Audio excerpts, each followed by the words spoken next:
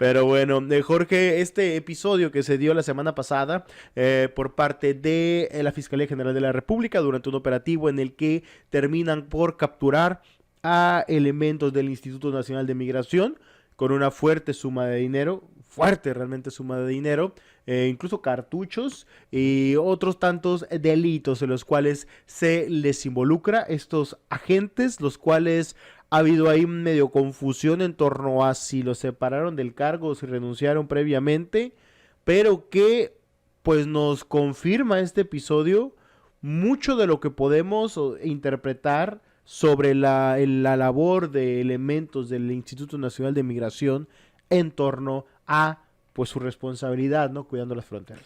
La realidad es que, como dices, Villa, los renunciaron. Sí. Los renunciaron, pero realmente fue a partir de ellos.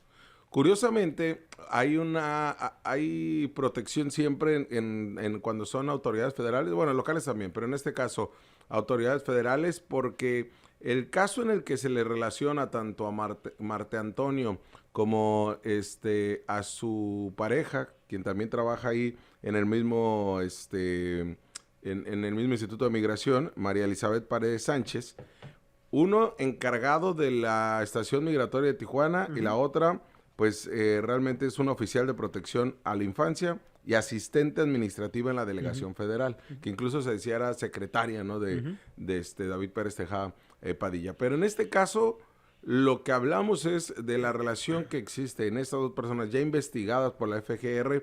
Ya se realizó un cateo donde se localizó miles de dólares, miles de pesos, donde se localizaron cartuchos, donde se le relaciona con el tráfico de personas, que fueron detenidas tanto en aeropuertos y que fueron llevados a las estaciones migratorias. Vaya, se evidencia todavía más lo que hemos venido señalando desde hace 3, 4 años, Villa. La corrupción que hay en el Instituto de Migración por parte de las y los agentes que están en los aeropuertos y que los llevan a las estaciones migratorias y que no solamente hay violaciones a los derechos humanos y constitucionales, sino también que se cometen ilegalidades que pueden ser sancionadas con cárcel. ¿Qué pasa acá? Que esto forma parte de una investigación de la FGR, pero que durante días se mantuvo con mucha opacidad. Fue hasta que una nota periodística en Tijuana lo revela y empieza a darse a conocer toda la cloaca que se vivía al interior del Instituto de Migración, que ahora la debe de sortear el propio David Pérez Tejada Padilla, pues señalando y diciendo que sí hay corrupción en el INAMI, como en muchas de las áreas de gobierno. El problema es que en la 4T López Obradorista, el principal tiro es el combate a la corrupción.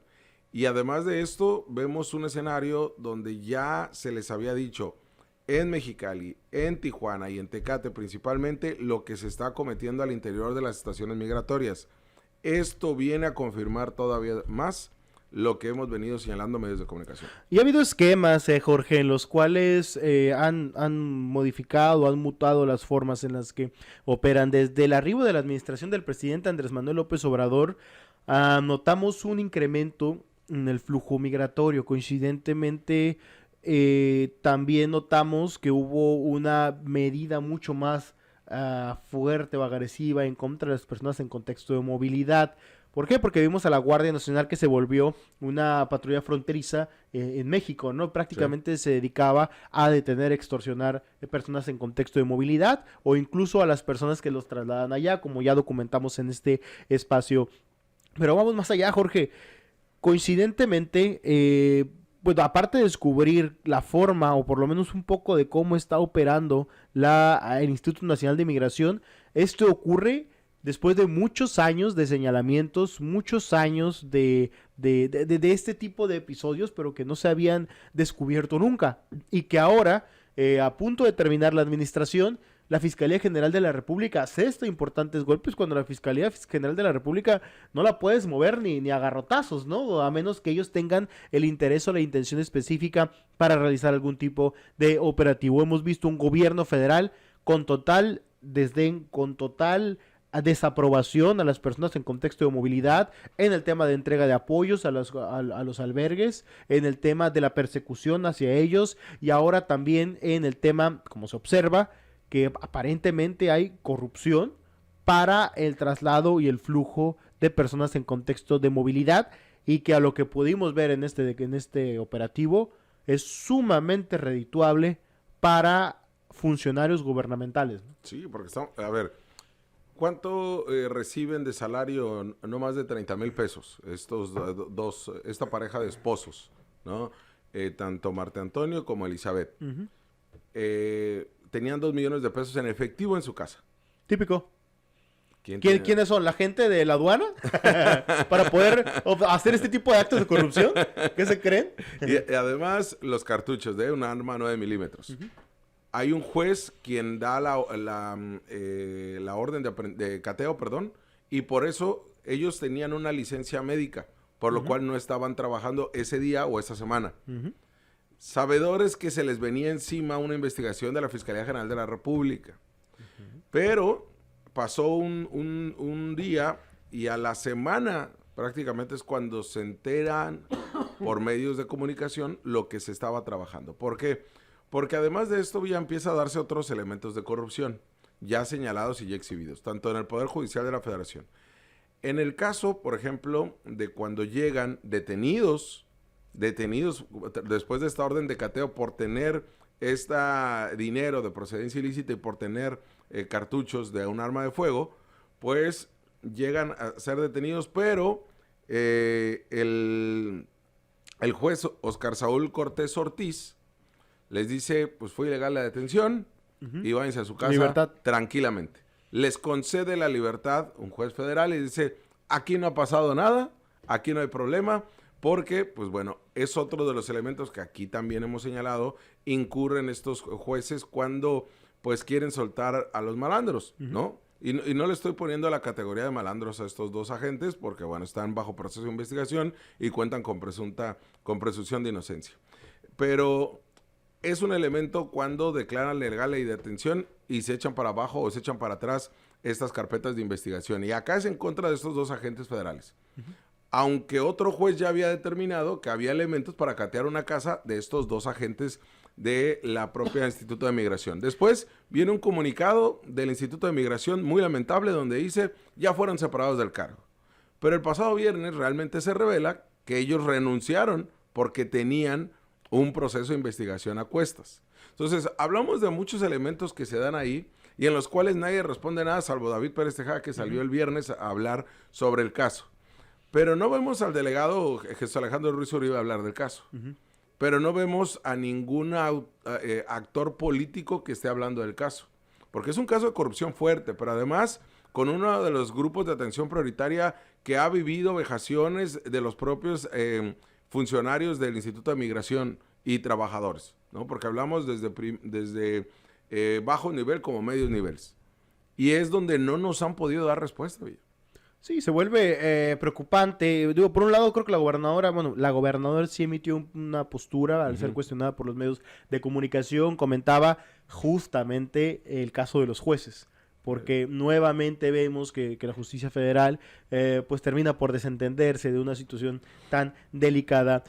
Podemos interpretar muchas cosas desde el principio, que a lo mejor se le había informado que había una investigación y por eso se separaron del cargo. Uh-huh. O sea, probablemente es que alguien ya le había dicho a esta pareja dentro del Instituto de Acción de Migración que se venía una situación como estas, uh-huh, y fue cuando realizaron el operativo. Yo no puedo entender, honestamente, en mis años de experiencia, cómo después de un cateo se te declara ilegal la detención. Exacto. O sea, yo la verdad te digo, yo no soy policía, obviamente, no soy agente investigador, pero no recuerdo nunca, jamás, un operativo en el cual se haya concedido una orden de cateo y que posteriormente se decrete ilegal la detención, es algo que yo nunca he visto. Y es algo que se me hace demasiado extraño, es algo que jamás en mi experiencia poca o mucha en el tema del sector policíaco haya yo detectado. Si a lo mejor alguna gente dice es común, es lo más común, siempre nos dan órdenes de cateo y reventamos y siempre, aún así, con la persona adentro, con el dinero y con todo, aún así no sabemos cómo integrar una carpeta,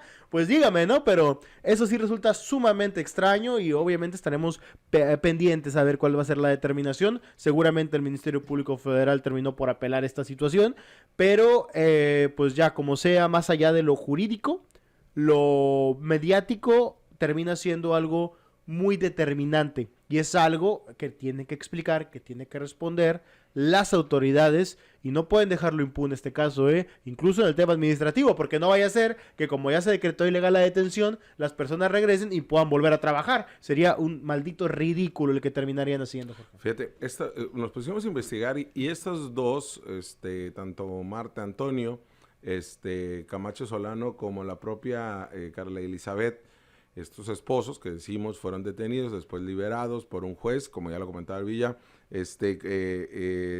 y que además, pues bueno, ha terminado por ser, yo creo, el acto de corrupción más visible, pero en materia jurídica, porque ya los otros los habíamos documentado, y todo esto gracias al juez federal Oscar Saúl Cortés Ortiz. Bueno, estos dos agentes que usted ve en pantalla fueron colaboradores cercanos durante la gestión en el Instituto de Migración en Baja California de Manuel Alfonso Marín Salazar. Manuel Alfonso Marín Salazar fue delegado, subdelegado y representante del INAMI durante una década. Durante una década, ellos dos fueron trabajadores cercanos de este personaje, quien el 12 de mayo del 2023 fue designado como titular del Instituto de Migración en Chihuahua, donde le dijeron: a ver, Marín Salazar, debes de tener visión humanista en protección a estos grupos vulnerables.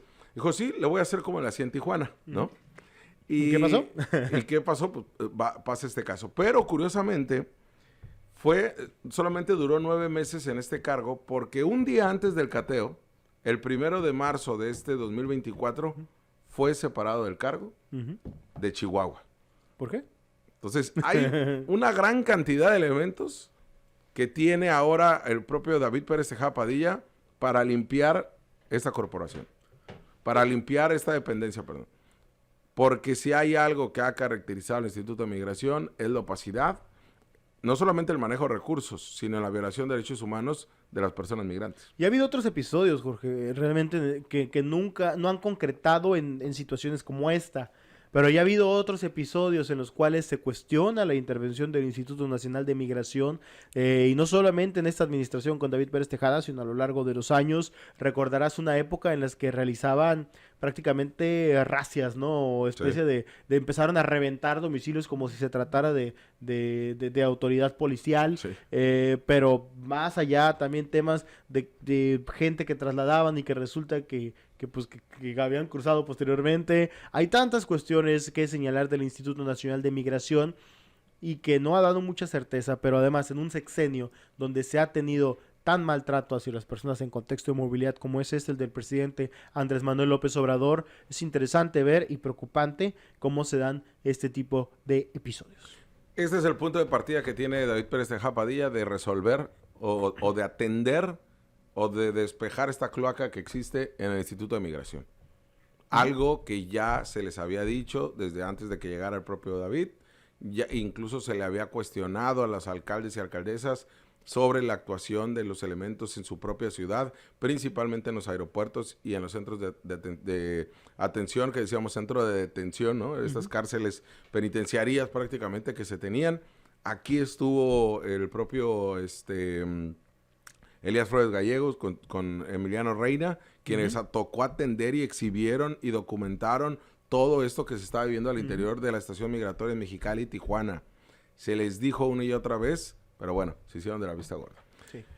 Te hablamos de frente. Entérate de lo que sucede en el epicentro informativo con nuestro análisis de capital importancia.